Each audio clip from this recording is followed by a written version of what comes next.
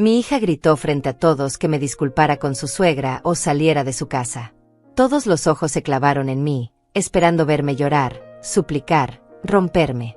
Pero yo solo me levanté despacio de esa silla incómoda donde me habían sentado, al fondo del salón, lejos de la mesa principal.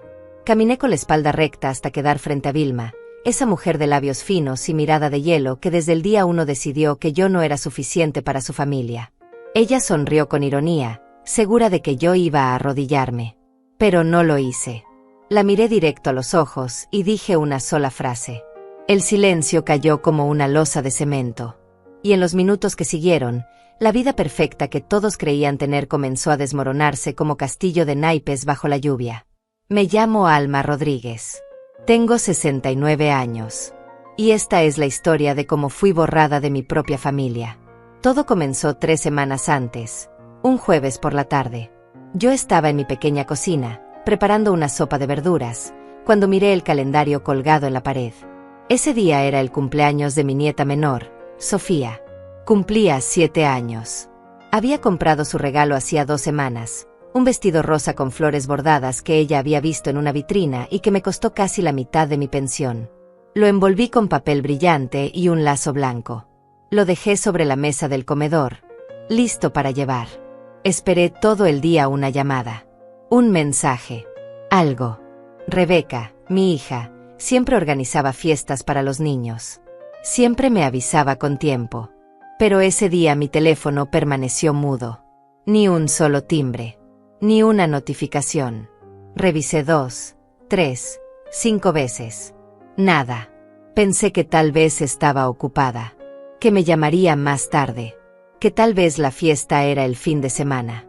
Pero a las 8 de la noche, cuando ya había oscurecido y yo estaba sentada frente a la televisión sin verla realmente, abrí mi teléfono para revisar una última vez. Entré a las redes sociales, algo que rara vez hago porque no entiendo bien cómo funcionan esas cosas.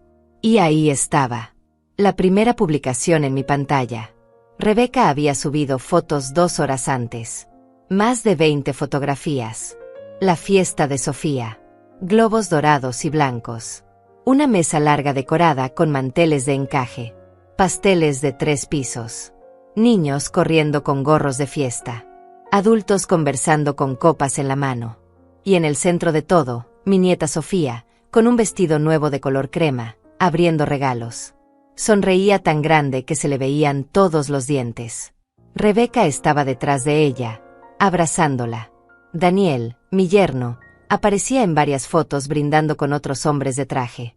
La suegra de Rebeca, Vilma, estaba sentada en el lugar principal, como una reina supervisando su reino. Pasé cada foto despacio. Busqué mi rostro. Busqué algún espacio vacío donde yo debería haber estado. Pero no había nada. Yo no estaba en esa fiesta. Nadie me había invitado. Nadie me había llamado. Nadie me había avisado. Simplemente me borraron. Como si nunca hubiera existido. Como si yo no fuera la abuela. Como si 69 años de vida, de sacrificio, de amor entregado sin condiciones, no valieran ni una llamada de teléfono. El regalo seguía sobre mi mesa.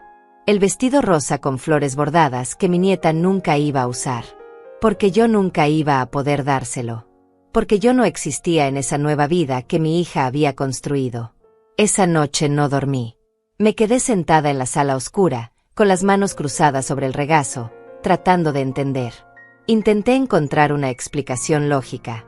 Tal vez Rebeca perdió mi número. Tal vez hubo un malentendido. Tal vez pensó que yo estaba enferma y no quiso molestarme.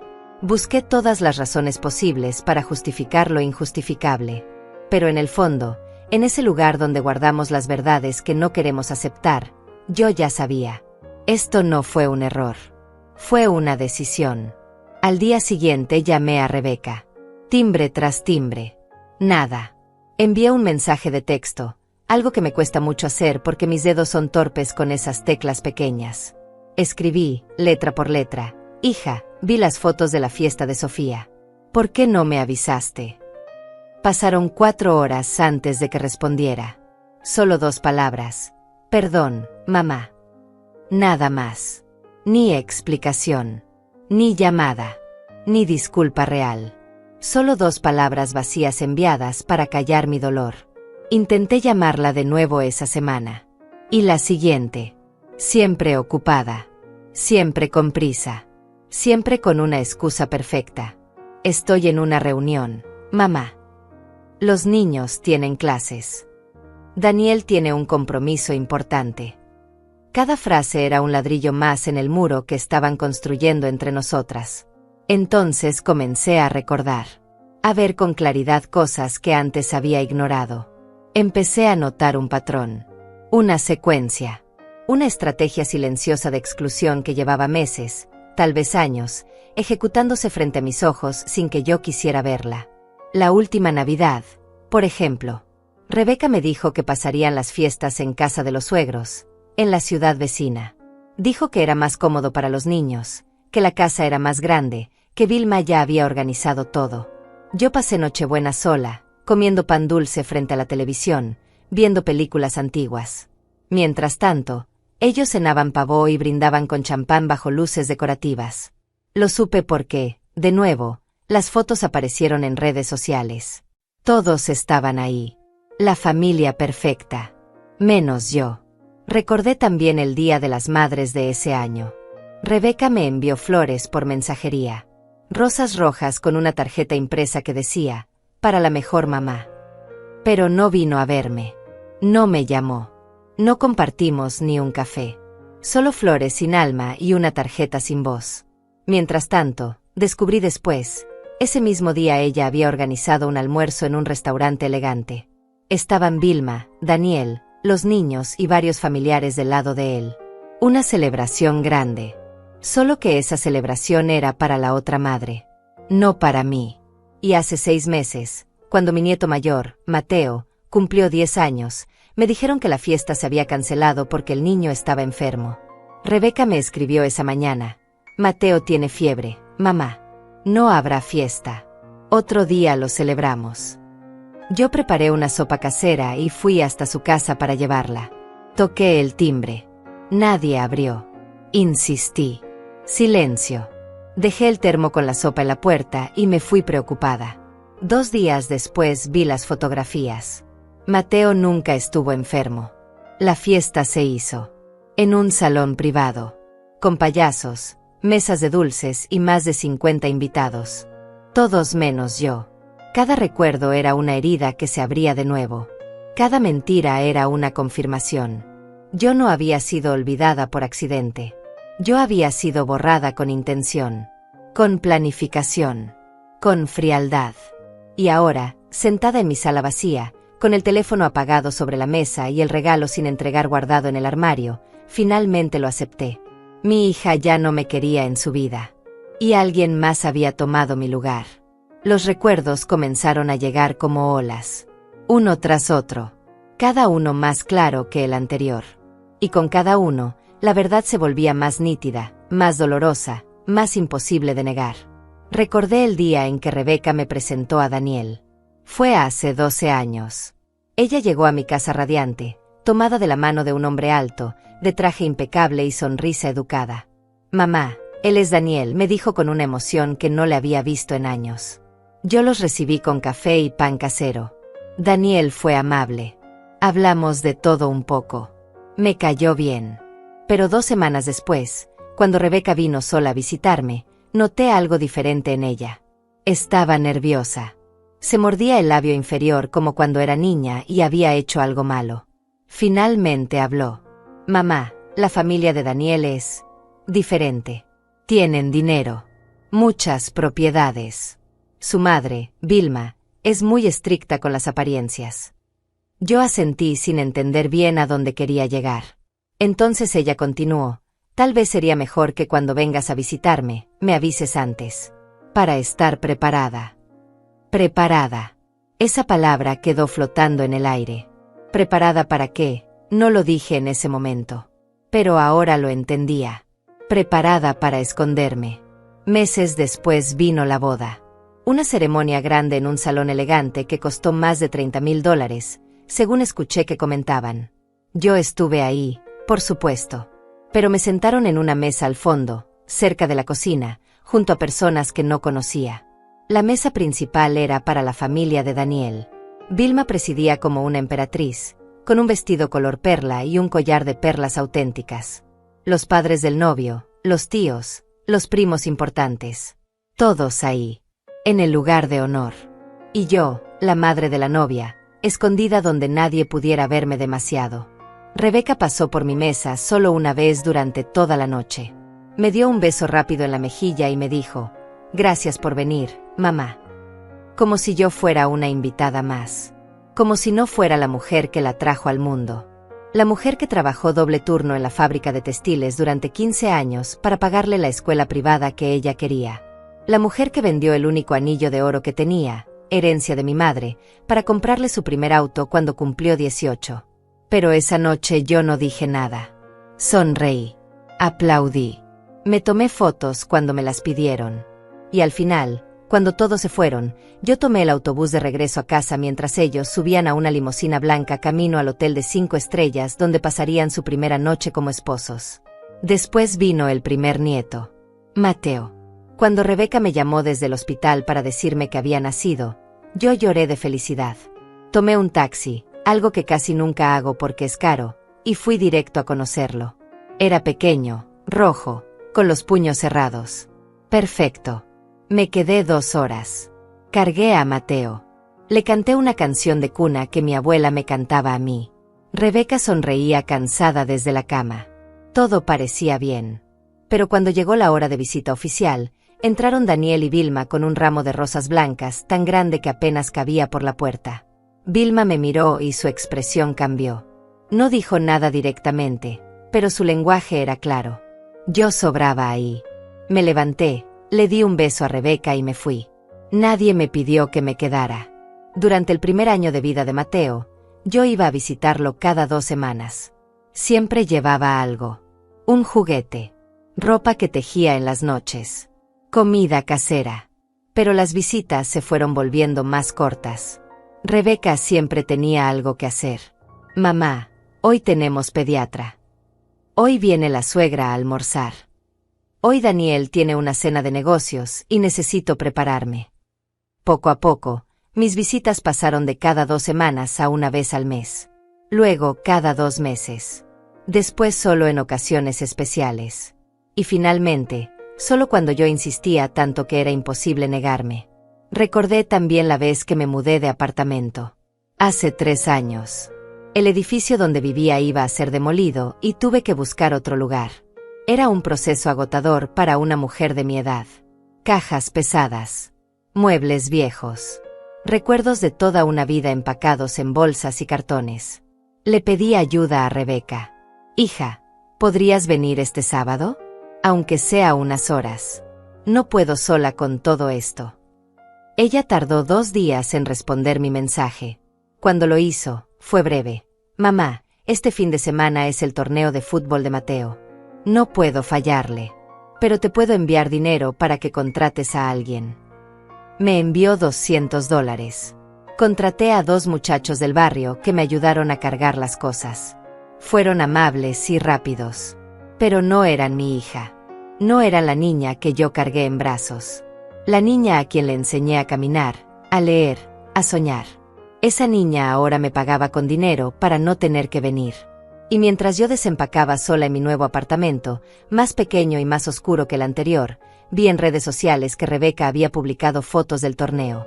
Mateo con su uniforme. Daniel aplaudiendo desde las gradas. Y Vilma, siempre Vilma, sentada en primera fila con un termo de café y una manta sobre las piernas. Todos apoyando al niño. Todos juntos. Todos felices. Una familia perfecta sin espacio para mí. Hubo otro momento que regresó a mi memoria con claridad brutal. El día en que Sofía, mi nieta menor, hizo su primera comunión. Yo me había gastado $300 en un vestido blanco precioso para ella. Lo compré en la mejor tienda que pude pagar. Con encajes y pequeñas perlas cosidas a mano en el cuello. Fui a la iglesia. Vi la ceremonia desde atrás porque llegué tarde. Cuando terminó, todos salieron a tomarse fotos en las escaleras. Yo esperé mi turno. Cargaba una bolsa con el vestido envuelto. Quería dárselo en persona. Ver su carita iluminarse. Pero cuando me acerqué, Vilma estaba organizando las fotografías. Primero la familia directa, decía con voz firme. Se colocaron Daniel, Rebeca, Mateo y Sofía.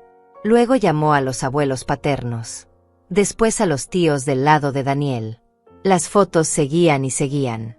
Yo esperaba a un lado, con mi bolsa en las manos, sintiéndome cada vez más pequeña. Finalmente me acerqué. Rebeca, ¿puedo tomarme una foto con Sofía? Mi hija me miró con incomodidad. Vilma intervino antes de que ella pudiera responder. Claro, señora Alma. Pero rápido porque ya vamos al salón y no podemos llegar tarde. Señora Alma. Así me llamó. Como si yo fuera una extraña. Como si no fuera la abuela de la niña que acababa de recibir su primera comunión. Me tomé una foto. Una sola. Rápida. Sofía sonrió a la cámara, pero sus ojos buscaban a su otra abuela. Yo le di mi regalo. Ella lo recibió con educación y se lo pasó inmediatamente a su madre. Ni siquiera lo abrió. Luego todos se fueron al salón de celebración en 3 autos. A mí nadie me ofreció un lugar. Mamá, es que los autos van llenos, me dijo Rebeca sin mirarme a los ojos. Puedes tomar un taxi. Te reembolso después. Nunca me reembolsó. Y yo nunca le cobré. Tomé el autobús de regreso a casa. No fui a la celebración. No tenía fuerzas. No tenía corazón. Me senté en mi sala vacía y lloré como no lloraba desde que murió mi esposo. Lloré por la niña que crié. Por la mujer en la que se había convertido. Por la familia que estaba perdiendo sin poder hacer nada para detenerlo. Todos esos recuerdos ahora tenían sentido. No eran coincidencias. No eran malentendidos. Eran piezas de un plan. Un plan silencioso y metódico para borrarme. Para reemplazarme. Para hacer como si yo nunca hubiera existido en la vida de mi hija y mis nietos. Y la arquitecta de ese plan tenía nombre y apellido. Vilma Mesa. La mujer que desde el principio vio en mí todo lo que ella despreciaba. Pobreza. Sencillez. Origen humilde. Manos trabajadoras en lugar de manos suaves. Una mujer que llegó a pie en lugar de llegar en auto. Una mujer que no sabía usar los cubiertos correctos en cenas formales. Una mujer que no era digna de estar junto a su familia perfecta. Y mi hija, mi propia sangre, había elegido el lado de Vilma. Había elegido la comodidad. El dinero. El estatus. La vida fácil. Y para conseguirlo, tuvo que sacrificar algo. Tuvo que sacrificarme a mí. La aceptación llegó una mañana de domingo. Me desperté temprano, como siempre. Preparé café. Me senté junto a la ventana de mi pequeña sala y miré la calle vacía. Todo estaba en silencio. Y en ese silencio, finalmente dejé de buscar excusas. Mi hija me había borrado. No por accidente. No por descuido. Sino por elección. Porque mi presencia era incómoda. Porque yo no encajaba en el mundo perfecto que ella había construido con Daniel y su familia. Porque Vilma había decidido que yo no era suficiente, y Rebeca había aceptado esa sentencia sin protestar. No lloré. Ya no me quedaban lágrimas. Solo sentí un peso enorme en el pecho. Como si alguien hubiera colocado una piedra sobre mi corazón y no pudiera quitarla. Respirar se volvió difícil. No por enfermedad, sino por la carga emocional de aceptar que la persona que más amé en este mundo ya no me quería en su vida. Tomé mi teléfono. Lo encendí. Abrí la galería de fotos. Ahí estaban todas. Rebeca de bebé en mis brazos. Rebeca en su primer día de escuela. Rebeca el día de su graduación, abrazándome fuerte y diciéndome al oído, todo lo que soy es gracias a ti, mamá. Rebeca en su boda, con ese vestido blanco que costó $8,000 y que yo admiré desde lejos. Rebeca sosteniendo a Mateo recién nacido mientras yo miraba por encima de su hombro. Cada foto era un recuerdo de lo que fuimos. De lo que ya no éramos.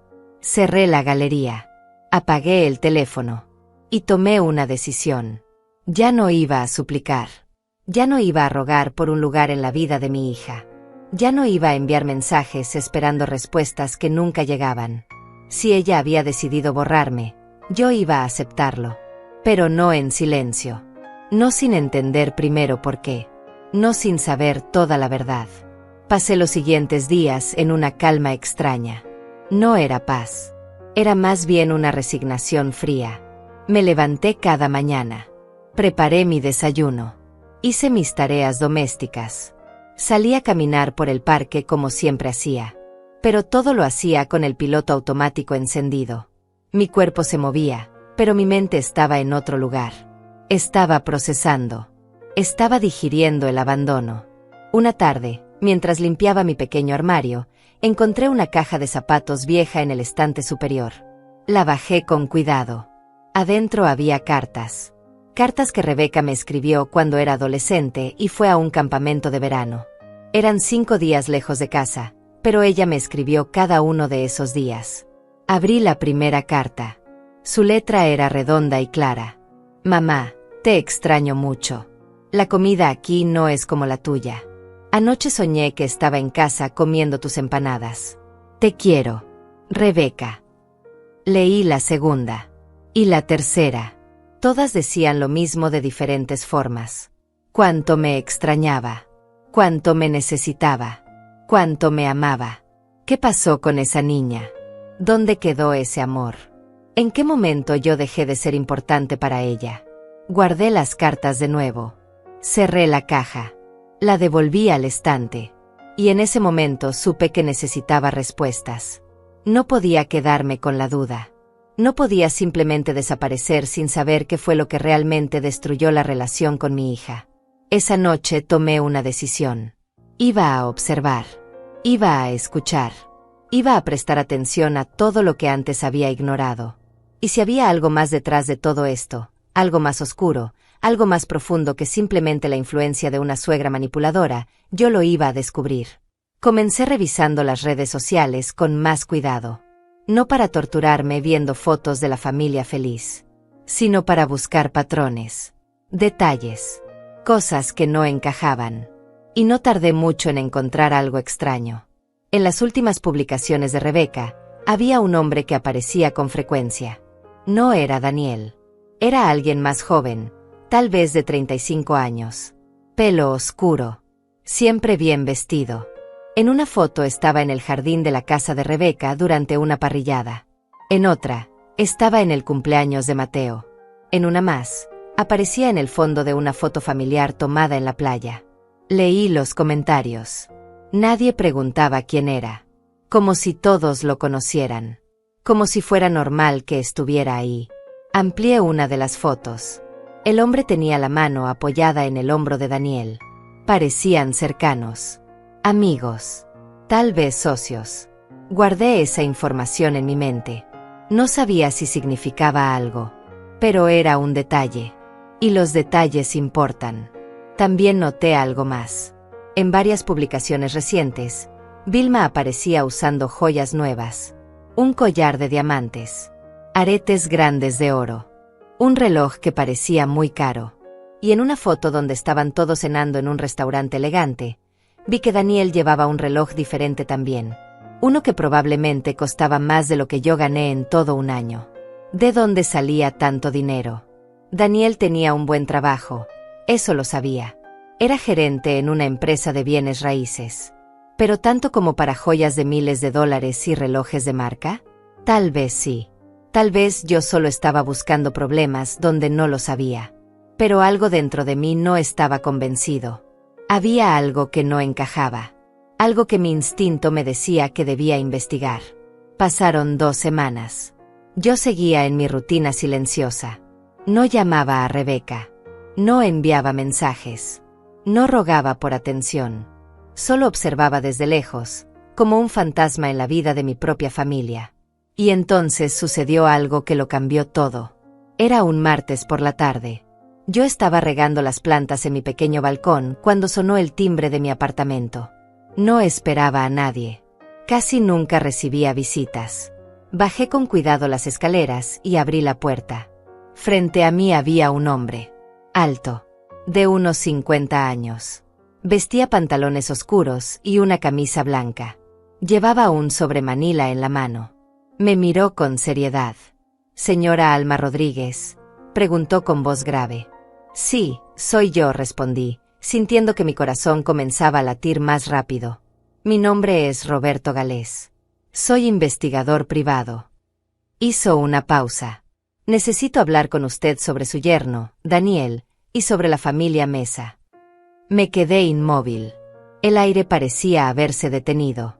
El hombre frente a mí no parecía peligroso. Parecía cansado. Parecía alguien que cargaba información pesada y necesitaba compartirla. ¿Qué quiere decir?, logré preguntar, aunque mi voz salió más débil de lo que esperaba. Roberto miró hacia los lados, como verificando que nadie nos escuchara. ¿Podemos hablar adentro? Es importante. Y preferiría que esta conversación fuera privada. Dudé. No conocía a este hombre. Podía ser cualquiera. Pero algo en su mirada me dijo que era serio. Que lo que tenía que decirme era real. Y que probablemente iba a cambiar todo lo que yo creía saber. Abrí la puerta completamente y lo dejé pasar. Roberto entró a mi pequeña sala. Miró alrededor brevemente y luego se sentó en el sofá cuando le indiqué que lo hiciera. Yo me senté frente a él, en mi silla habitual junto a la ventana. Mis manos temblaban ligeramente. Las junté sobre mi regazo para controlarlas. Señora Alma, comenzó Roberto, colocando el sobremanila sobre la mesita de centro entre nosotros. Hace 3 meses, la esposa de un empresario me contrató para investigar a su esposo. Ella sospechaba que él estaba involucrado en negocios turbios. Durante esa investigación, descubrí una red de lavado de dinero que involucra a varias personas. Y una de esas personas es Daniel, su yerno. Sentí como si me hubieran golpeado en el estómago. ¿Qué está diciendo? Daniel no es solo un gerente de bienes raíces, señora. Él es parte de una operación que utiliza propiedades fantasma para lavar dinero de procedencia ilegal. Y la matriarca detrás de todo esto es Vilma Mesa. Ella coordina todo. Daniel es solo una pieza en su juego. No podía respirar. Las palabras entraban a mis oídos, pero mi cerebro se negaba a procesarlas. No, no puede ser. Rebeca, mi hija. Su hija probablemente no sabe nada, dijo Roberto con voz más suave. O al menos no sabía hasta hace poco. Pero Vilma sí sabe. Y ella ha estado construyendo esta operación durante años. El dinero que usted ve en las joyas, en los autos, en la casa grande, no viene solo del trabajo honesto de Daniel. Viene de transacciones ilegales. Abrió el sobre. Sacó varios documentos. Fotografías. Registros. Nombres y números que yo no entendía completamente, pero que se veían oficiales. Se veían reales. ¿Por qué me cuenta esto a mí?, pregunté, sintiendo que las lágrimas comenzaban a acumularse en mis ojos. Porque usted es la única persona en esa familia que no está bajo el control de Vilma. Usted es la única que puede hacer algo sin que ella lo sepa de inmediato. ¿Y por qué? Hizo una pausa. Porque mi cliente, la mujer que me contrató, me pidió que encontrara a alguien de la familia que pudiera ser aliado. Alguien que mereciera saber la verdad. Me quedé en silencio, mirando los documentos sobre la mesa, mirando la prueba de que la vida perfecta de mi hija era una mentira construida sobre crímenes. Y de repente, todo cobró sentido. La exclusión. El distanciamiento. Vilma alejándome de Rebeca. No era solo por clasismo. Era por control. Era para asegurarse de que yo no descubriera lo que estaba pasando. Era para mantenerme lejos de la verdad. ¿Qué quiere que haga?, pregunté finalmente. Roberto me miró fijamente. Eso depende de usted, señora Alma. Yo solo vine a entregarle la información. Lo que haga con ella es su decisión. Roberto dejó el sobremanila sobre mi mesa. Se puso de pie lentamente, como si el peso de lo que acababa de revelar también lo agotara a él. Me dio una tarjeta con su nombre y un número de teléfono. Si necesita ayuda o tiene preguntas, puede llamarme, dijo. Pero sea cuidadosa, señora Alma. Vilma Mesa no es una mujer que perdona. Y si descubre que usted sabe algo, podría ser peligroso. Asentí sin poder hablar. Roberto caminó hacia la puerta. Antes de salir, se detuvo y me miró una última vez. Su hija necesita saber la verdad. Aunque duela, aunque destruya todo, la verdad siempre es mejor que vivir en una mentira. La puerta se cerró detrás de él. Me quedé sola en mi sala, mirando el sobre como si fuera una bomba que podía explotar en cualquier momento. Pasaron horas antes de que pudiera moverme. Finalmente, cuando el sol comenzó a ocultarse y la sala se llenó de sombras, encendí la lámpara y abrí el sobre completamente. Saqué todo lo que había adentro. Documentos legales, fotografías de propiedades, registros bancarios, nombres de empresas fantasma. Y en medio de todo, fotografías de Daniel reuniéndose con hombres que claramente no eran clientes normales de bienes raíces. Una de las fotos mostraba a Daniel entregando un sobre a un hombre de aspecto rudo en el estacionamiento de un edificio. Otra mostraba a Vilma saliendo de un banco con una mujer que, según las anotaciones de Roberto, era conocida por sus conexiones con el crimen organizado. Había también documentos que mostraban transferencias bancarias. Cantidades enormes. $50,000, $100,000, $200,000, moviéndose de una cuenta a otra, de una empresa a otra, todas conectadas de alguna forma a Vilma o a Daniel. Y entonces vi algo que me heló la sangre. Entre los documentos había una escritura de propiedad. Una casa, registrada a nombre de Rebeca Rodríguez, mi hija. La casa donde ella vivía con Daniel y los niños. Pero la fecha de compra no coincidía con lo que ella me había dicho. Ella me dijo que habían comprado esa casa hace 5 años, con un préstamo del banco y sus ahorros. Pero según este documento, la casa había sido comprada hace 7 años. Y el dinero no vino de un banco. Vino de una transferencia directa de una empresa llamada Inversiones Mesa. Una empresa que, según las notas de Roberto, era una fachada para lavar dinero. Mi hija estaba viviendo en una casa comprada con dinero sucio. ¿Lo sabía? ¿Tenía idea de dónde venía realmente ese dinero? ¿O Vilma y Daniel la habían mantenido en la ignorancia para protegerla, o para usarla? Sentí náuseas. Me levanté y fui al baño. Me mojé la cara con agua fría. Me miré al espejo. Mis ojos estaban rojos.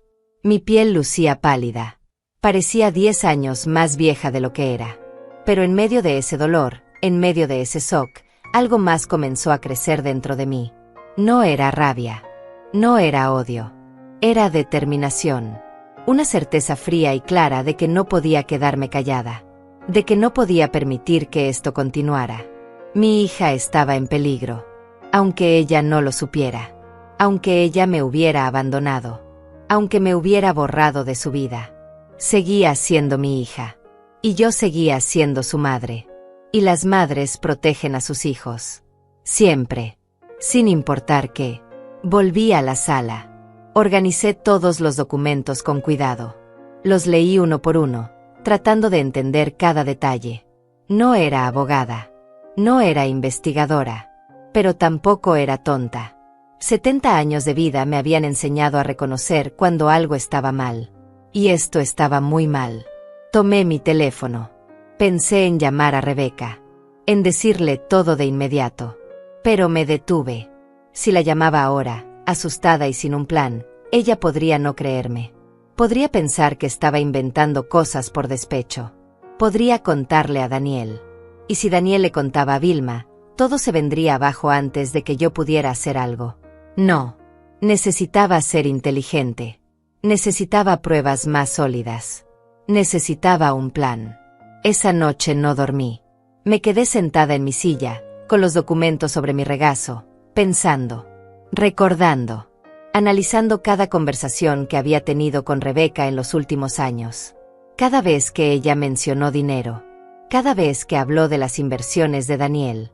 Cada vez que mencionó a Vilma y sus consejos financieros. Al día siguiente, temprano en la mañana, llamé al número que Roberto me había dado. Él contestó al tercer timbre. Señora Alma, dijo, como si hubiera estado esperando mi llamada. Necesito más información, le dije sin saludos ni rodeos. Necesito saber exactamente qué está pasando. Todo. Cada detalle. Hubo un silencio breve. Luego Roberto habló. ¿Estás segura? Una vez que sepa todo, no podrá olvidarlo. No podrá fingir que no lo sabe. Estoy segura. Está bien. ¿Puede venir a mi oficina esta tarde? Tengo más documentos que no pude llevarle ayer. Y hay cosas que necesito explicarle en persona. Dígame dónde. Me dio una dirección en el centro de la ciudad. A 40 minutos en autobús desde mi apartamento. Acordamos vernos a las 3 de la tarde. Colgué el teléfono. Me bañé. Me vestí con ropa sencilla pero presentable. Un pantalón gris y una blusa blanca. Me recogí el cabello en un moño bajo. Me miré al espejo una última vez antes de salir. Y vi en mis ojos algo que no había visto en meses. Propósito. La oficina de Roberto estaba en un edificio viejo de 3 pisos. Subí las escaleras despacio, sosteniendo la baranda de metal. En el segundo piso, encontré una puerta con una placa pequeña que decía, Roberto Galés, Investigaciones Privadas. Toqué. La puerta se abrió casi de inmediato. Roberto me recibió con un gesto serio y me invitó a pasar. La oficina era pequeña. Un escritorio lleno de papeles. Una computadora vieja. Archiveros metálicos contra la pared. Olía a café y papel viejo. Siéntese, por favor, dijo Roberto, señalando una silla frente a su escritorio. Yo me senté. Él se acomodó del otro lado y sacó una carpeta gruesa de uno de los cajones. Señora Alma, lo que voy a mostrarle es grave. Muy grave.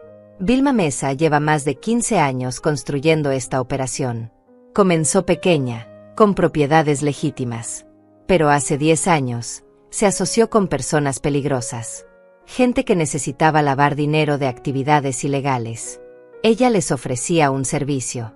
Compraba propiedades a nombre de empresas fantasma. Las revendía. Movía el dinero. Lo limpiaba. Y se quedaba con una comisión del 20% de cada transacción. Abrió la carpeta. Me mostró más fotografías. Más documentos. Contratos falsos. Facturas infladas. Todo meticulosamente organizado. Daniel entró al negocio hace 7 años. Justo después de casarse con su hija. Vilma lo reclutó. Le prometió riqueza. Estatus. Una vida que él nunca podría haber tenido trabajando honestamente. Y él aceptó. ¿Y Rebeca? Pregunté con voz temblorosa. Mi hija sabe. Roberto negó con la cabeza lentamente. No lo creo. Al menos no todo. Vilma es muy cuidadosa. Mantiene a Rebeca ocupada con los niños, con la vida social, con las apariencias. La usa como fachada. Una familia perfecta. Una esposa devota. Niños bien educados. Todo para que nadie sospeche lo que realmente está pasando detrás de las cortinas. Cerré los ojos. Sentí que las lágrimas querían salir, pero las contuve. No era momento de llorar. Era momento de actuar. ¿Qué puedo hacer?, pregunté. ¿Cómo puedo proteger a mi hija? Roberto me miró con algo parecido a la compasión. Primero, necesita copias de todo esto. Yo le daré una memoria USB con toda la información digital. Guárdela en un lugar seguro. Segundo, necesita evidencia directa. Algo que Rebeca no pueda negar. Algo que la obligue a ver la verdad. ¿Cómo consigo eso? Eso, dijo Roberto, requiere que usted entre a la casa. Que busque. Que encuentre los documentos que Daniel seguramente guarda en su oficina privada. Las autoridades necesitan pruebas físicas para actuar. Y yo no puedo entrar a esa casa. Pero usted sí. Usted es la abuela. Usted tiene una razón para estar ahí. Me quedé en silencio. Procesando. Entendiendo lo que me estaba pidiendo. Entrar a la casa de mi hija. Buscar en secreto. Robar documentos. Traicionar su confianza. Aunque ella ya había traicionado la mía primero. ¿Cuánto tiempo tengo?, pregunté. No mucho. Mis fuentes me dicen que las autoridades están cerca. Muy cerca. Si atrapan a Daniel y a Vilma antes de que Rebeca sepa la verdad, ella podría quedar atrapada también. Podría perderlo todo. Los niños podrían quedarse sin padres. Usted tiene que actuar rápido. Respiré hondo. Sentí el peso de esa responsabilidad cayendo sobre mis hombros. Pero también sentí algo más. Una claridad que no había tenido en mucho tiempo. Está bien, dije finalmente. Lo haré. Roberto me entregó una pequeña memoria USB y una lista escrita a mano con los documentos específicos que debía buscar. Facturas. Contratos. Registros de transferencias. Cualquier cosa con el sello de Inversiones Mesa o con la firma de Vilma. Sea cuidadosa, me advirtió mientras guardaba todo en mi bolso. Si Daniel o Vilma sospechan algo, podrían actuar rápido. Y no de forma amable. Salí de esa oficina con el corazón latiendo tan fuerte que podía escucharlo en mis oídos. El viaje de regreso en autobús se me hizo eterno.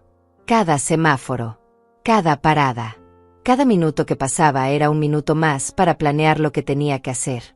Llegué a mi apartamento cuando el sol comenzaba a ocultarse. Me senté en mi silla junto a la ventana y saqué mi teléfono. Miré el nombre de Rebeca en mis contactos. Mis dedos temblaban sobre la pantalla. Finalmente, reuní el valor y marqué. Timbre. 2, 3, 4. Pensé que no iba a contestar. Pero al quinto timbre, escuché su voz. Mamá. Sonaba sorprendida. Hacía semanas que yo no la llamaba. Hola, hija, dije, tratando de mantener mi voz firme. ¿Cómo están todos? Bien. Ocupados como siempre. ¿Pasó algo? No, nada malo. Solo quería escuchar tu voz. Hice una pausa, preparando las palabras que había ensayado en el autobús. Estaba pensando que me gustaría ver a los niños. Ha pasado mucho tiempo. ¿Podría visitarlos mañana? Solo un rato. Llevarles algo de comer. Hubo un silencio incómodo del otro lado. Podía imaginarla mordiéndose el labio, buscando una excusa. Mañana es complicado, mamá. Mateo tiene entrenamiento y Sofía tiene clase de piano. Entonces pasado mañana. O cuando tú puedas. Por favor, Rebeca. Solo quiero verlos un momento. Dejé que mi voz sonara cansada. Vulnerable. No estaba actuando. Realmente me sentía así. Otro silencio. Luego un suspiro. Está bien. Pasado mañana. Pero solo un rato, ¿sí? Daniel tiene una reunión importante la tarde y necesito que la casa esté tranquila. Gracias, hija. Te prometo que no seré ninguna molestia. Colgamos. Me quedé mirando el teléfono en mi mano. 2 días. Tenía 2 días para prepararme, para planear cada movimiento, para asegurarme de que cuando entrara a esa casa, pudiera conseguir lo que necesitaba sin levantar sospechas. Esa noche casi no dormí. Repasé mentalmente la distribución de la casa de Rebeca. La había visitado solo unas pocas veces, pero recordaba lo básico. La sala grande, la cocina moderna, las escaleras que llevaban al segundo piso, y arriba, el pasillo con las habitaciones, la de los niños, la principal, y al final del pasillo, la oficina de Daniel. Esa habitación donde él pasaba horas con la puerta cerrada, según Rebeca me había contado alguna vez. Ahí era donde tenía que entrar. Ahí era donde estaban los documentos, las pruebas, la verdad. Al día siguiente fui al mercado. Compré ingredientes para hacer empanadas, las favoritas de Mateo y Sofía. También compré jugo natural y algunas frutas. Todo parecía normal. Una abuela preparando comida para sus nietos. Nadie hubiera imaginado lo que realmente estaba planeando. Pasé toda la tarde cocinando. Mis manos trabajaban automáticamente. Amasar, rellenar, cerrar cada empanada con cuidado. Pero mi mente estaba en otro lugar, repasando el plan una y otra vez, buscando fallas, anticipando problemas. Llegó el día. Me desperté a las 6 de la mañana. Me bañé. Me vestí con ropa cómoda, pantalón negro y una blusa suave de color crema. Me peiné el cabello hacia atrás. Guardé la memoria USB en el bolsillo interior de mi bolso, junto con mi teléfono en modo silencioso. A las 10 de la mañana estaba en el autobús camino a la casa de Rebeca. El trayecto duraba 40 minutos. Usé ese tiempo para calmar mis nervios, para respirar profundo, para recordarme por qué estaba haciendo esto. Llegué a las 11 menos 10. La casa estaba en un vecindario residencial tranquilo. Casas grandes con jardines cuidados. Autos caros estacionados en las entradas. Un mundo completamente diferente al mío. Toqué el timbre. Escuché pasos rápidos acercándose. La puerta se abrió y ahí estaba Sofía, mi nieta menor. Tenía el cabello recogido en 2 coletas. Llevaba un vestido amarillo con flores. «Abuela», gritó con genuina emoción. Se lanzó a abrazarme. Sentí que mi corazón se partía. ¿Cuánto tiempo había pasado desde la última vez que me abrazó así? «Hola, mi amor», dije, besando su cabeza. «Te extrañé mucho». Rebeca apareció detrás de ella. Llevaba jeans y una blusa blanca. Se veía bien, descansada, feliz, incluso, como si no tuviera ninguna preocupación en el mundo. «Hola, mamá», dijo con una sonrisa educada. «Pasa». Entré cargando mi bolso y una bolsa térmica con las empanadas. La casa olía a limpiador de pinos. Todo estaba impecablemente ordenado. Muebles modernos. Pisos de madera brillante. Cuadros caros en las paredes. «Traje empanadas para los niños», dije, levantando la bolsa. «Recién hechas esta mañana». «Qué linda, mamá. Gracias». Rebeca tomó la bolsa y la llevó a la cocina. Sofía me tomó de la mano y me guió hasta la sala. «Abuela, ven a ver mis dibujos. Hice uno de ti». Me senté en el sofá mientras Sofía corría escaleras arriba a buscar sus dibujos. Mateo apareció desde el pasillo. Ya tenía 11 años. Estaba más alto, más parecido a su padre. «Hola, abuela», dijo con menos entusiasmo que su hermana, pero al menos me saludó. «Hola, Mateo. ¿Cómo va la escuela?» «Bien». Respuesta corta, típica de su edad. Se sentó en el otro sofá y sacó su teléfono. Rebeca regresó de la cocina. «¿Quieres café, mamá?» «Sí, por favor». Ella desapareció de nuevo. Yo miré alrededor. Busqué con discreción. La escalera estaba a mi derecha. El segundo piso estaba en silencio. ¿Daniel estaba arriba? ¿Estaba en casa? «Daniel está trabajando», pregunté en voz alta, tratando de sonar casual. «Salió temprano», respondió Rebeca desde la cocina. «Tenía una reunión con unos clientes. Volverá como a las 3». «Perfecto». Eso me daba tiempo. Sofía bajó con una carpeta llena de dibujos. Se sentó a mi lado y comenzó a mostrarme cada uno. Yo los admiré con genuino cariño. Ella había dibujado a toda la familia. Daniel, Rebeca, Mateo, ella misma. Y en uno de los dibujos, en una esquina pequeña, estaba yo, separada del resto, sola. «Este eres tú, abuela», dijo Sofía señalando la figura. «Te dibujé en tu casa porque casi nunca vienes aquí». Sus palabras eran inocentes, sin malicia, pero dolieron como un golpe directo al corazón. «Es muy lindo, mi amor», logré decir. «¿Puedo quedármelo?» «Sí, es para ti». Rebeca regresó con 2 tazas de café. Me entregó una. Tomé un sorbo. Estaba caliente, fuerte. Necesitaba esa cafeína para mantenerme alerta. Pasamos la siguiente hora conversando. Bueno, principalmente yo escuchaba mientras los niños hablaban de la escuela, de sus amigos, de sus actividades. Rebeca intervenía de vez en cuando, corrigiendo algo o añadiendo detalles. Todo parecía normal. Una visita familiar común. Pero yo estaba esperando el momento. La oportunidad. Llegó a las 12:30. Rebeca se levantó. «Niños, vayan a lavarse las manos. Es hora de almorzar». Se volvió hacia mí. «Mamá, ¿te quedas a comer? Hice pasta». «Me encantaría». Sofía y Mateo subieron corriendo las escaleras. Rebeca fue a la cocina. Y yo aproveché ese instante de soledad. Me levanté del sofá. Caminé hacia las escaleras con pasos silenciosos. Subí lentamente, sosteniendo la baranda.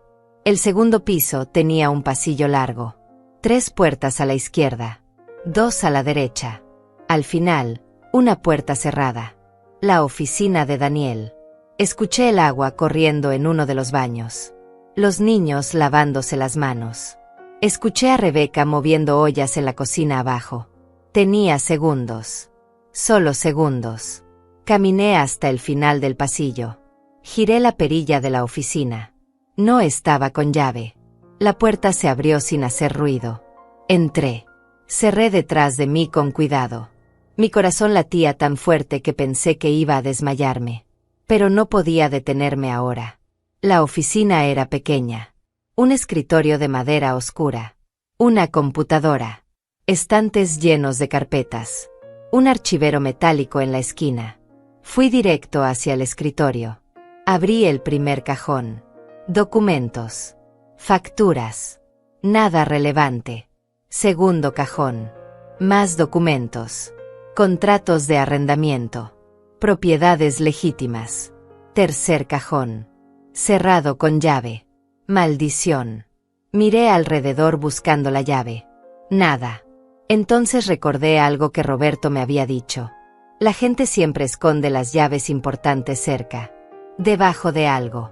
Detrás de algo. Revisé debajo del escritorio. Nada. Levanté el teclado de la computadora. Ahí estaba. Una llave pequeña pegada con cinta adhesiva. La despegué con cuidado. La inserté en el cajón. Giré. Clic. Se abrió. Dentro había una carpeta gruesa. La saqué. La abrí. Y ahí estaba todo. Contratos con nombres falsos. Transferencias bancarias. Recibos de pagos a empresas que no existían. Y en el centro, documentos firmados por Vilma Mesa. Saqué mi teléfono. Tomé fotografías de cada página. Una tras otra. Rápido pero asegurándome de que quedaran claras. Entonces escuché pasos en las escaleras. Mi corazón se detuvo. Los pasos subían despacio. No eran de los niños. Eran de Rebeca. Mamá. Su voz venía del pasillo. ¿Estás arriba? Guardé mi teléfono rápidamente en el bolsillo. Cerré la carpeta. La devolví al cajón. Cerré el cajón con llave. Pero no tuve tiempo de pegar la llave de nuevo bajo el teclado. La metí en mi otro bolsillo. Los pasos se acercaban. Miré alrededor buscando una excusa. Cualquier cosa que justificara mi presencia en esa oficina. La puerta se abrió. Rebeca apareció en el marco. Me miró con sorpresa y algo más. Desconfianza. ¿Qué haces aquí, mamá? Yo. Lo siento, hija. Estaba buscando el baño y me confundí de puerta. Mi voz sonaba temblorosa. Poco convincente incluso para mí misma. Rebeca entrecerró los ojos. El baño está 2 puertas atrás. Sabes que esta es la oficina de Daniel. No deberías estar aquí. Tienes razón. Perdóname. Caminé hacia la puerta. Rebeca no se movió de inmediato. Me observaba, como si intentara leer mi mente. Finalmente se hizo a un lado para dejarme pasar. Bajamos juntas las escaleras en silencio. La tensión era palpable. Llegamos al comedor donde los niños ya estaban sentados esperando. Sofía sonreía. Mateo seguía con su teléfono. Rebeca sirvió la pasta. Yo me senté e intenté comer, pero cada bocado me costaba trabajo pasarlo. Mi mente estaba en la llave que llevaba en el bolsillo, en las fotografías en mi teléfono, en la mirada de Rebeca que seguía observándome con demasiada atención. El almuerzo transcurrió con conversaciones forzadas. Los niños hablaban. Yo respondía con monosílabos. Rebeca apenas probó su comida. Algo había cambiado. Ella sabía, o al menos sospechaba. A las 2 de la tarde me levanté. Debo irme. Tengo una cita con el médico. ¿Estás bien, mamá?, preguntó Rebeca, pero su tono no sonaba preocupado. Sonaba cauteloso. Sí, solo un chequeo de rutina. Me despedí de los niños. Sofía me abrazó fuerte. Mateo levantó la mano en un gesto vago de despedida. Rebeca me acompañó hasta la puerta. Mamá dijo antes de que yo saliera. Si necesitas algo, solo tienes que pedirlo. No tienes que buscar cosas por tu cuenta. La miré a los ojos. En ese momento supe que ella sabía exactamente lo que yo había hecho. O al menos tenía una fuerte sospecha. Lo sé, hija. Gracias. Caminé hacia la parada del autobús con las piernas temblorosas. No miré atrás. pero sentía la mirada de Rebeca clavada en mi espalda hasta que doblé la esquina. En el autobús, revisé mi teléfono. Las fotografías estaban ahí. Claras. Legibles. Prueba suficiente de todo lo que Roberto me había dicho. Pero ahora tenía otro problema. Rebeca sospechaba. Y si Rebeca sospechaba, se lo diría a Daniel. Y Daniel se lo diría a Vilma. Tenía que actuar rápido. Más rápido de lo que había planeado. Llegué a mi apartamento a las 3:30. Llamé inmediatamente a Roberto. Contestó al primer timbre. Conseguí las fotos, dije sin preámbulos. Pero mi hija sospecha algo. Me encontró en la oficina de Daniel. Maldición, murmuró Roberto. Está bien. Envíeme las fotos ahora mismo. Todas. Yo las pasaré a las autoridades. Pero usted necesita prepararse para lo que viene. ¿Qué quieres decir? Quiero decir que si Vilma se entera de que usted estuvo husmeando, va a querer neutralizarla. Y su hija va a tener que elegir un lado. Espero que elija el correcto. Colgó. Yo me quedé sentada con el teléfono en la mano, procesando sus palabras. Neutralizarme. ¿Qué significaba eso exactamente? ¿Amenazas? ¿Algo peor? Le envié todas las fotografías a Roberto por mensaje. Luego las respaldé en la memoria USB que me había dado. Guardé la USB dentro de una caja de zapatos vieja en el fondo de mi armario, debajo de ropa que nunca usaba. Los siguientes 2 días fueron los más largos de mi vida. Esperaba. Revisaba mi teléfono constantemente. Esperaba que Rebeca llamara. Que Daniel apareciera en mi puerta. Que alguien hiciera algo. Pero todo estaba en silencio. Entonces, el tercer día por la mañana, sonó mi teléfono. Era un número desconocido. Contesté con el corazón acelerado. Señora Alma Rodríguez. Una voz femenina. Formal. Oficial. Sí, soy yo. Le habla la detective Marta Chávez de la Policía Estatal. Necesito que venga a la estación. Tenemos algunas preguntas sobre un caso en el que usted podría tener información relevante. Me quedé sin aire. ¿De qué caso habla? Prefiero no discutirlo por teléfono. ¿Puede venir esta tarde a las 4? Sí, ahí estaré. Colgó. Yo me quedé inmóvil. Esto era real. Todo estaba sucediendo. Las autoridades estaban actuando. Y yo estaba en medio de todo. A las 3:30 salí de mi apartamento. Tomé el autobús hacia el centro. La estación de policía era un edificio gris de 4 pisos. Entré con las piernas temblando. Me identifiqué en recepción. Me pidieron que esperara. 15 minutos después, una mujer de unos 40 años, cabello corto y traje oscuro, apareció. ¿Señora Rodríguez? Soy la detective Chávez. Por favor, acompáñeme. La seguí por un pasillo hasta una pequeña sala de interrogatorios. Mesa. 2 sillas. Una cámara en la esquina superior. Me senté. La detective se sentó frente a mí. Señora Rodríguez, hace 3 días recibimos información sobre una red de lavado de dinero. Esa información incluía fotografías de documentos muy específicos. Documentos que solo alguien con acceso a la oficina privada de Daniel Dainais podría haber obtenido. Me miró fijamente. Fue usted quien tomó esas fotografías. Respiré profundo. Este era el momento. No había vuelta atrás. Sí, fui yo. ¿Por qué? Porque mi hija está casada con ese hombre. Porque sus hijos están creciendo en una casa construida con dinero sucio. Y porque alguien tenía que hacer algo antes de que ella quedara atrapada en esto también. La detective asintió.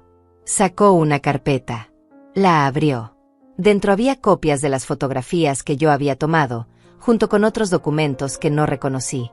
Gracias a su información, pudimos obtener una orden de cateo. Entramos a la casa esta mañana. Daniel Dainais y Vilma Mesa fueron arrestados hace 2 horas. Encontramos suficiente evidencia para procesar a ambos por lavado de dinero, fraude y asociación delictuosa. Sentí que el aire abandonaba mis pulmones. ¿Y mi hija? Rebeca. Su hija no será procesada. Después de interrogarla, Determinamos que ella no tenía conocimiento real de las actividades ilegales. Estaba en shock cuando llegamos. Pero legalmente está limpia. ¿Dónde está ahora? ¿Dónde están los niños? En la casa. Con servicios sociales, supervisando temporalmente hasta que se resuelva la situación legal. Los niños están bien. Asustados, pero bien. Me tapé la cara con las manos. No sabía si llorar de alivio o de dolor. Mi hija estaba a salvo legalmente, pero su vida acababa de explotar en 1000 pedazos. Señora Rodríguez, continuó la detective con voz más suave. Hizo lo correcto. Sé que no se siente así ahora. Sé que probablemente se siente como una traidora. Pero salvó a su hija y a sus nietos de algo mucho peor. ¿Puedo verla? ¿Puedo ver a Rebeca? La detective dudó. Ella pidió específicamente que no quería ver a nadie por ahora. Está procesando todo. Dale tiempo. Asentí. Me levanté con dificultad. Las piernas apenas me sostenían. ¿Qué pasará ahora? Ahora preparamos el caso. Daniel y Vilma enfrentarán juicio. Probablemente prisión. Las propiedades adquiridas ilegalmente serán confiscadas. Y su hija tendrá que reconstruir su vida. No será fácil. Pero al menos será una vida honesta. Salí de la estación de policía en un estado de aturdimiento. Había hecho lo que tenía que hacer. Pero no me sentía victoriosa. Solo sentía un vacío enorme en el pecho. Llegué a mi apartamento cuando ya había oscurecido. Me senté en mi silla junto a la ventana. Miré la ciudad iluminada allá afuera. Y por primera vez en semanas, lloré. Lloré por mi hija. Por mis nietos. Por la familia que se había destrozado. Por el dolor que venía. Pero también lloré de alivio. Porque la verdad finalmente había salido a la luz. Y aunque doliera, aunque destruyera todo, la verdad siempre era mejor que vivir en una mentira. Ahora solo quedaba esperar. Esperar a que Rebeca estuviera lista para escuchar. Para entender. Para, tal vez, perdonar. Pasaron 5 días sin noticias.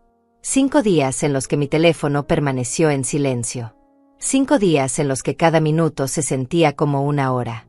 Yo seguía mi rutina mecánicamente. Me levantaba. Preparaba café. Miraba por la ventana. Esperaba. Entonces, el 6º día por la tarde, mi teléfono sonó. Era Rebeca. Mi mano tembló al contestar. Hija. Mamá. Su voz sonaba rota. Cansada. Necesito verte. Por favor. Ven a la casa. Esta noche. A las 7. ¿Estás segura? Yo. Por favor, mamá. Necesito entender todo esto. Colgó antes de que pudiera responder. Me quedé mirando el teléfono. Esto era lo que había estado esperando. Pero ahora que el momento llegaba, el miedo me paralizaba. ¿Qué me diría? ¿Me odiaría?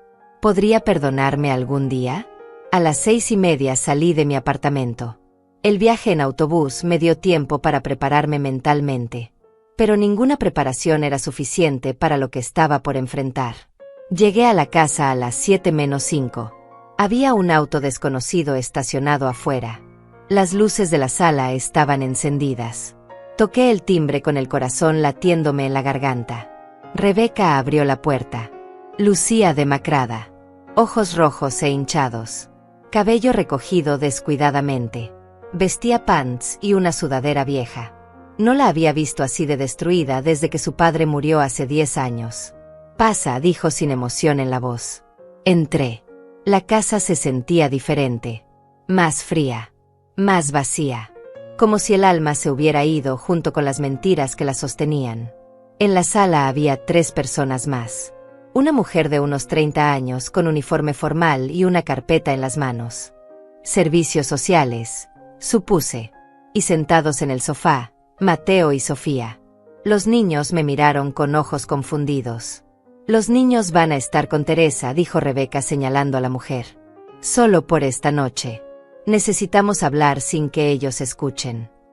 Teresa se levantó. Vengan, niños. Vamos a mi casa. Hice galletas. Sofía se levantó despacio. Vino hacia mí y me abrazó. Te quiero, abuela, susurró. Yo también te quiero, mi amor, respondí con voz quebrada. Mateo pasó a mi lado sin decir nada.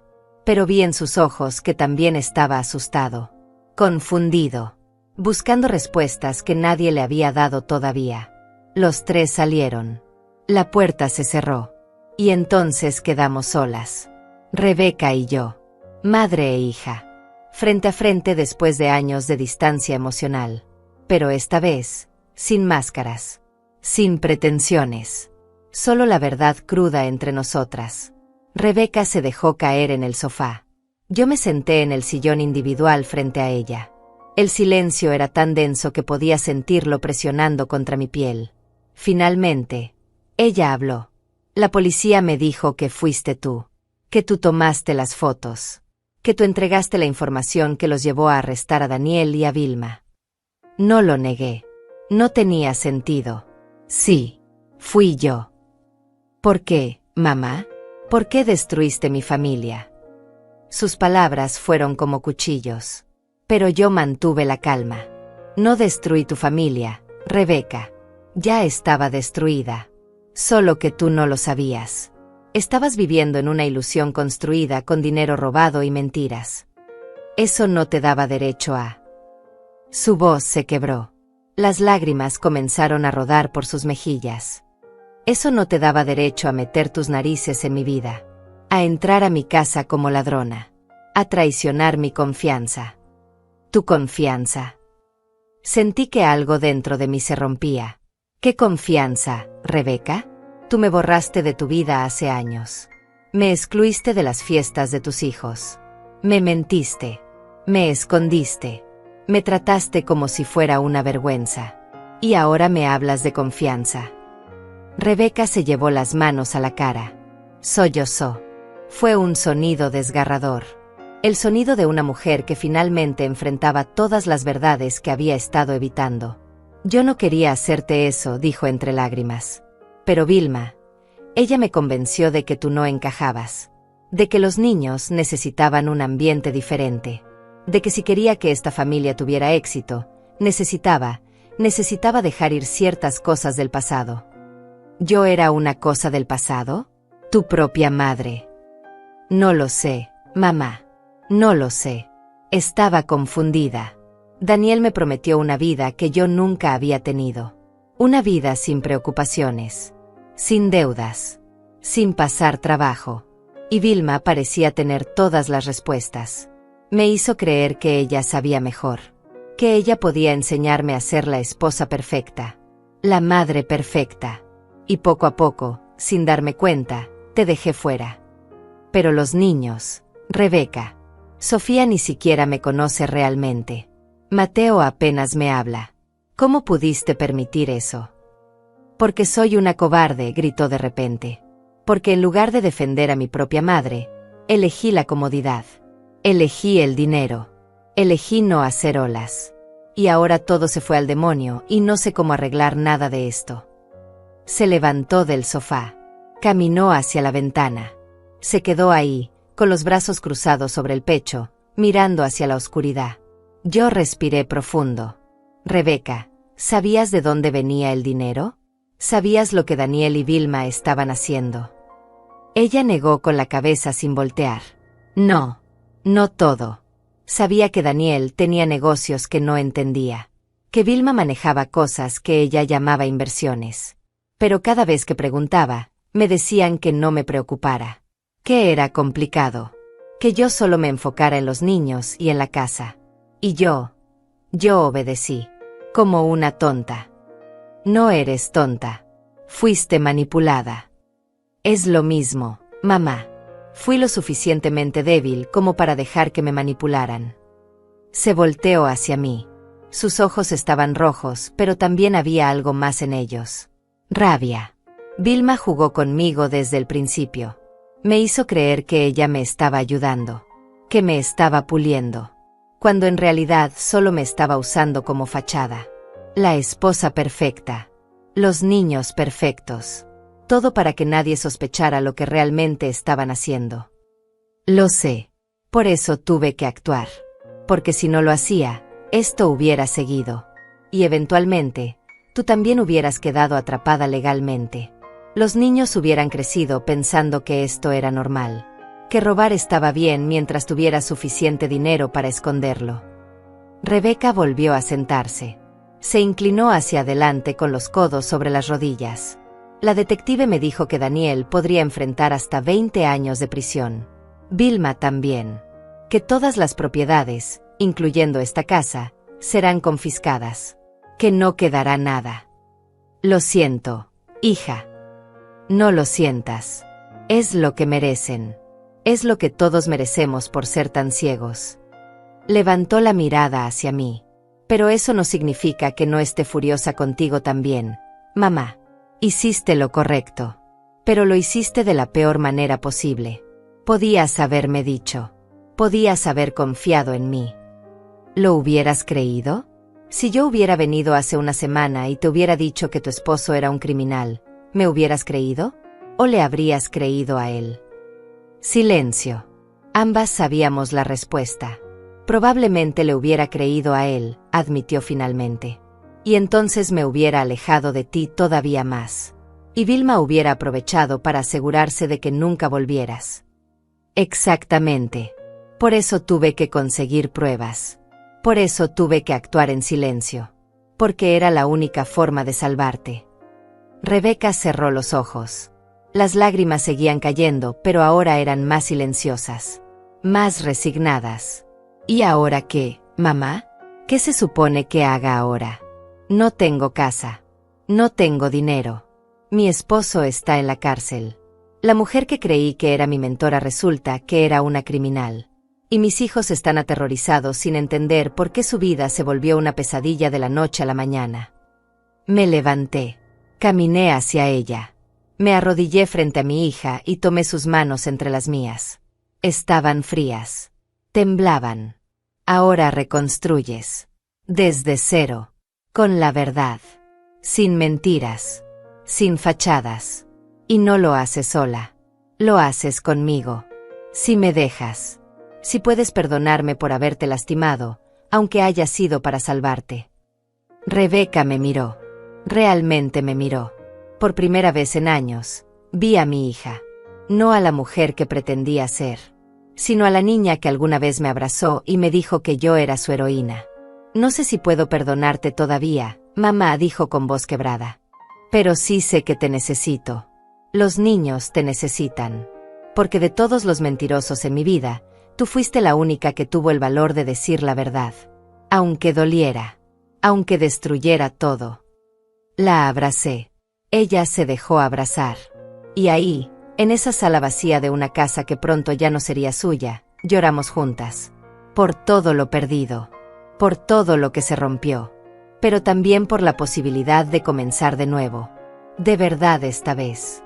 3 semanas después del arresto, Rebeca y los niños se mudaron a mi apartamento. No era grande. No era lujoso. Pero era honesto. Y en ese momento, eso era lo único que importaba. La casa donde vivían fue confiscada por las autoridades. Todo lo que había dentro también. Los muebles caros. La ropa de marca. Los juguetes.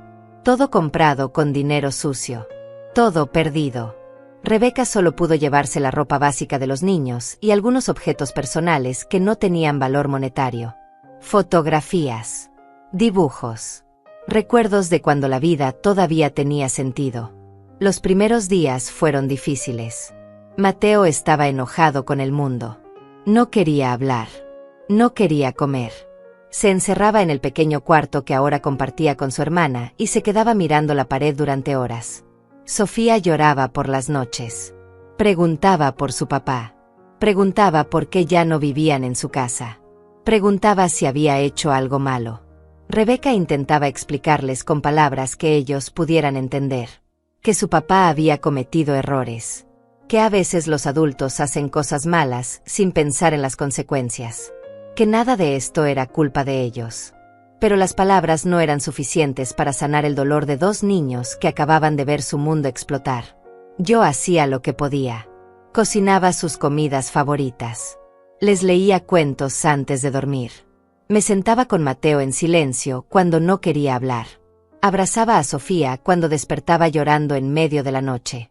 Pequeños gestos que no podían arreglar todo, pero que al menos les mostraban que no estaban solos. Rebeca consiguió trabajo en una cafetería a 2 cuadras de mi apartamento. No era mucho. $9 por hora. Turnos de 8 horas de pie sirviendo café y limpiando mesas. Nada parecido a la vida de lujos que había tenido. Pero era dinero honesto. Y eso significaba todo. La veía salir cada mañana a las 6 con su uniforme simple y su cabello recogido. Regresaba a las 3 de la tarde con los pies hinchados y el cuerpo cansado. Pero nunca se quejaba. Nunca decía que era injusto. Simplemente hacía lo que tenía que hacer. Una tarde, mientras ella descansaba en el sofá después del trabajo, me senté a su lado. «Estoy orgullosa de ti», le dije. Ella me miró sorprendida. «¿Por qué?» «Perdí todo, mamá. Soy una fracasada». «No. Eres una sobreviviente. Y eso es mucho más valioso que cualquier casa grande o auto caro». Ella no respondió. Pero vi cómo sus ojos se humedecían. Puso su cabeza sobre mi hombro como cuando era niña. Y nos quedamos así, en silencio, mientras afuera el sol comenzaba a ocultarse. El juicio de Daniel y Vilma se programó para dentro de 6 meses. Rebeca tendría que testificar. No como acusada, sino como testigo. Los abogados le explicaron que su testimonio era importante, que ayudaría a establecer el patrón de manipulación, que demostraría cómo Vilma controlaba todo desde las sombras. «No sé si puedo hacerlo», me dijo una noche mientras los niños dormían. «No sé si puedo pararme frente a Daniel y decirle a todos lo ciego que estuve». «Podrás», le aseguré, «porque ya no eres la misma mujer que eras hace un mes. Esa mujer tenía miedo de la verdad. Tú ya no». Poco a poco, los niños comenzaron a adaptarse. Mateo empezó a hablar más. No mucho, pero al menos respondía cuando le preguntaban algo. Sofía se apegó a mí de una forma intensa. Me seguía por todo el apartamento. Quería ayudarme a cocinar. Quería que le enseñara a coser como yo sabía hacer. Quería aprender todo lo que su otra abuela nunca le había enseñado. Una tarde, mientras hacíamos galletas juntas, Sofía me preguntó: «Abuela, ¿por qué la abuela Vilma era mala?» Me detuve. Me di mis palabras con cuidado. No era mala, mi amor. Solo estaba confundida. Pensaba que el dinero era más importante que la familia. Y cuando piensas así, haces cosas que lastiman a las personas que amas. Tú nunca nos vas a lastimar. Nunca a propósito, mi cielo. Y si alguna vez lo hago sin querer, te prometo que te pediré perdón. Ella asintió satisfecha y siguió amasando la masa con sus manitas pequeñas cubiertas de harina. Rebeca también comenzó a sanar. Lentamente. Buscó ayuda profesional. Una terapeuta gratuita en una clínica comunitaria. Iba 2 veces por semana. Al principio no quería hablar de esas sesiones. Pero después de algunas semanas, comenzó a compartir. La terapeuta dice que fui víctima de abuso psicológico, me contó una noche. Dice que Vilma usó tácticas de control y manipulación típicas de abusadores. Que me aisló de ti intencionalmente para tener más poder sobre mí. ¿Y cómo te hace sentir saber eso? Confundida. Porque por un lado me da alivio saber que no estaba loca. Que realmente estaba siendo manipulada. Pero por otro lado me enoja conmigo misma por haber sido tan débil. Por no haber visto lo que estaba pasando. No eras débil. Eras humana. Y los humanos cometen errores. Lo importante es que ahora estás despierta. Ahora ves la verdad. Pasaron 2 meses. La vida en mi pequeño apartamento se volvió rutinaria. No era perfecta. Había días difíciles. Días en que el dinero no alcanzaba. Días en que Mateo tenía arranques de ira. Días en que Sofía despertaba gritando por pesadillas. Días en que Rebeca lloraba en el baño para que los niños no la escucharan. Pero también había días buenos. Días en que desayunábamos juntos riendo por alguna tontería. Días en que Mateo me enseñaba algo nuevo que había aprendido en la escuela.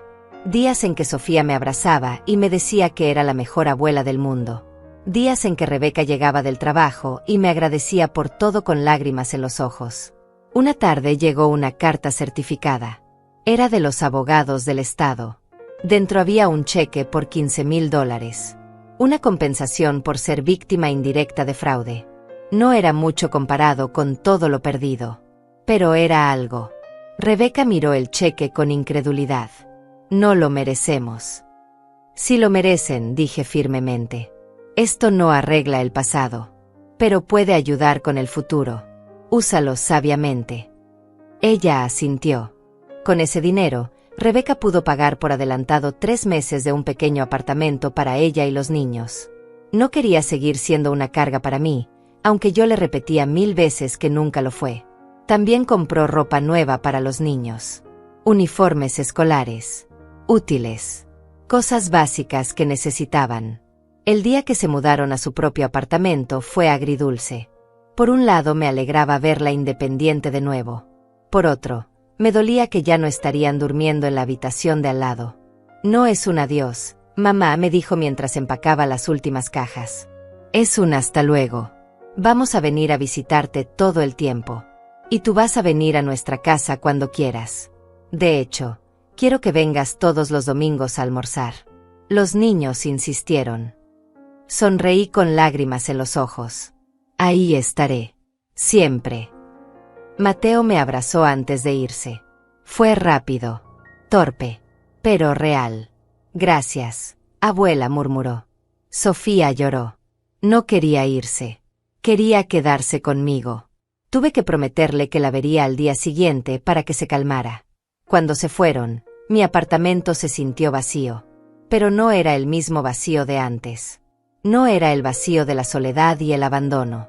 Era simplemente el silencio de un hogar que había cumplido su propósito. Un refugio temporal que los había protegido mientras sanaban. Y ahora ellos estaban listos para volar de nuevo. Me senté en mi silla junto a la ventana. Miré hacia afuera. El sol se ocultaba pintando el cielo de naranjas y rosas. Y por primera vez en mucho tiempo, me sentí en paz. Había perdido años con mi hija. Había sido excluida y olvidada. Había tenido que traicionar su confianza para salvarla. Había destruido la vida que ella conocía para darle la oportunidad de construir una nueva. No había sido fácil. No había sido bonito. Pero había sido necesario. Y ahora, finalmente, teníamos la oportunidad de ser una familia real. No perfecta. No rica. No libre de problemas. Pero real. Honesta. Verdadera. Y eso, descubrí, valía más que cualquier casa grande o cuenta bancaria llena de dinero sucio. Eso valía todo. 6 meses después, llegó el día del juicio. Rebeca se vistió con un traje sencillo que habíamos comprado juntas en una tienda de segunda mano. Gris claro. Sobrio. Apropiado para la ocasión. Yo la acompañé. No porque me lo pidiera, sino porque una madre no abandona a su hija cuando más la necesita. El juzgado era un edificio imponente de piedra gris. Entramos por los detectores de metal. Subimos al 3er piso. La sala de audiencias estaba llena. Periodistas. Curiosos. Otras víctimas de la red de fraude que Vilma y Daniel habían tejido durante años. Vi a Daniel entrar esposado. Había perdido peso. Su traje caro había sido reemplazado por el uniforme naranja de los presos. Ya no tenía esa sonrisa confiada. Sus ojos estaban hundidos. Derrotados. Cuando vio a Rebeca, intentó sostenerle la mirada. Ella apartó la vista. Vilma entró después. Todavía intentaba mantener su dignidad. Cabeza en alto. Postura recta. Pero las cadenas en sus muñecas y tobillos contaban otra historia. Ya no era la emperatriz que controlaba todo desde las sombras. Era solo una mujer vieja enfrentando las consecuencias de sus crímenes. El juicio duró 3 días. Testigos desfilaron uno tras otro. Contadores forenses explicaron las transacciones. Agentes presentaron evidencia. Y el 3er día, llamaron a Rebeca al estrado. La vi caminar hacia adelante con pasos firmes. Se sentó. Juró decir la verdad. Y entonces comenzó a hablar. Habló de cómo conoció a Daniel. De cómo Vilma la recibió con calidez falsa. De cómo poco a poco fue siendo aislada de mí. De las mentiras que le contaron. De las verdades que le ocultaron. De cómo vivió en una burbuja de lujo sin saber que todo estaba construido sobre crímenes. Su voz no tembló. Sus ojos no se llenaron de lágrimas. Habló con claridad, con firmeza, con la verdad que tanto había tardado en aceptar. Cuando terminó, el abogado defensor intentó desacreditarla. ¿Espera que creamos que no sabía nada? ¿Que vivió años en esa casa sin sospechar nunca? Rebeca lo miró directamente. Sí, porque eso es exactamente lo que pasó. Fui manipulada, controlada, mantenida en la ignorancia intencionalmente. Y cuando mi madre intentó mostrarme la verdad, yo estaba tan ciega que la rechacé. Pero ella no se rindió conmigo. Me salvó aunque eso significara que yo la odiara. Eso es amor verdadero, algo que ustedes claramente no entienden. El juez golpeó su mazo pidiendo orden. El abogado se sentó. Rebeca bajó del estrado y volvió a su lugar junto a mí. Tomó mi mano. La apretó fuerte. 2 semanas después llegó el veredicto. Culpables. En todos los cargos. Daniel fue sentenciado a 18 años de prisión. Vilma a 25. Las propiedades restantes fueron confiscadas. Las cuentas bancarias congeladas. Todo lo que habían construido con mentiras y crímenes fue desmantelado. Rebeca no lloró cuando escuchó la sentencia. Solo asintió. Cerró los ojos por un momento. Y luego se levantó para salir del juzgado. Yo la seguí. Afuera, bajo el sol de la tarde, ella respiró profundo. Se acabó, dijo. Finalmente se acabó. Sí, respondí. Ahora comienza lo nuevo. Los meses siguientes fueron de reconstrucción lenta pero constante. Rebeca consiguió un mejor trabajo en una oficina administrativa. No ganaba mucho, pero era suficiente. Los niños se adaptaron a su nueva escuela. Hicieron amigos. Dejaron de tener pesadillas tan seguido. Mateo comenzó a jugar fútbol en un equipo local. Sofía se unió a un grupo de arte en la biblioteca comunitaria. Poco a poco, volvían a ser niños. No los niños mimados que crecieron en una casa de lujos falsos, sino niños reales con sonrisas genuinas y sueños honestos. Rebeca y yo nos volvimos más cercanas de lo que habíamos sido nunca. Almorzábamos juntas todos los domingos como había prometido. Hablábamos por teléfono cada noche. Ella me pedía consejos. Me contaba sus miedos. Me agradecía una y otra vez por no haberla abandonado cuando más fácil hubiera sido hacerlo. Una tarde de domingo, mientras los niños jugaban en el parque cerca de mi apartamento, Rebeca y yo nos sentamos en una banca. El sol brillaba suave. Había brisa fresca. Todo estaba en calma. Mamá, dijo de repente. Necesito decirte algo que llevo meses guardando. La miré con atención. Dime. Perdóname. Por todos esos años. Por haberte excluido. Por haber elegido a Vilma sobre ti. Por haberte hecho sentir que no era suficiente cuando tú eras lo único real que yo tenía. Perdóname por ser tan ciega. Tan tonta. Tan cruel. Las lágrimas finalmente salieron. Rodaban por sus mejillas mientras hablaba. Yo tomé sus manos entre las mías. Ya te perdoné, hija. Te perdoné el día que te vi enfrentar la verdad sin huir. Te perdoné cuando te pusiste ese uniforme de la cafetería y saliste a trabajar con la cabeza en alto. Te perdoné cuando abrazaste a tus hijos y les dijiste que todo iba a estar bien aunque tú misma no lo creyeras. Ya estás perdonada. Ella se inclinó hacia mí. Apoyó su cabeza en mi hombro. Lloró como no había llorado en meses. Y yo la sostuve. Como la sostuve cuando era bebé. Como la sostuve cuando aprendió a caminar y se caía. Como la sostuve cuando su padre murió. Como siempre la sostendría, sin importar qué. Cuando se calmó, se enderezó. Se limpió las lágrimas con el dorso de la mano. Sonrió. Una sonrisa pequeña pero real. ¿Sabes qué es lo más extraño de todo esto?, dijo. ¿Qué? Que perdí todo. La casa. El dinero. El estatus. La vida perfecta. Pero por primera vez en años, me siento libre. Me siento yo misma. Ya no tengo que fingir. Ya no tengo que pretender ser alguien que no soy. Puedo simplemente ser. Esa es la mejor ganancia de todas, le dije. Nos quedamos sentadas ahí, viendo a Mateo y Sofía jugar en los columpios. Riendo, gritando, siendo niños. Ellos también estaban sanando. Lento pero seguro. Esa noche, antes de irme a dormir, me senté en mi silla junto a la ventana como siempre hacía. Miré hacia la ciudad. Las luces. El movimiento. La vida que continuaba sin importar cuánto dolor o cuánta pérdida. Pensé en todo lo que había pasado. En cómo me habían borrado. En cómo tuve que destruir la vida de mi hija para salvarla. En cómo la verdad, aunque dolorosa, siempre era mejor que la mentira más cómoda. Y me di cuenta de algo importante. No había sido venganza lo que me movió. No fue odio hacia Vilma o hacia Daniel. Fue amor. Amor de madre. El tipo de amor que no se rinde. Que no se cansa. Que hace lo difícil porque es lo correcto. Que sacrifica su propia comodidad por el bienestar de sus hijos. Ese amor me había sostenido durante los años de exclusión. Me había dado fuerzas para actuar cuando hubiera sido más fácil quedarme callada. Me había guiado a través de cada decisión difícil. Y ahora ese mismo amor me daba paz. Porque sabía que había hecho lo correcto. No de la forma más fácil. No de la forma más bonita. Pero lo había hecho. Mi hija estaba a salvo. Mis nietos estaban creciendo con valores reales.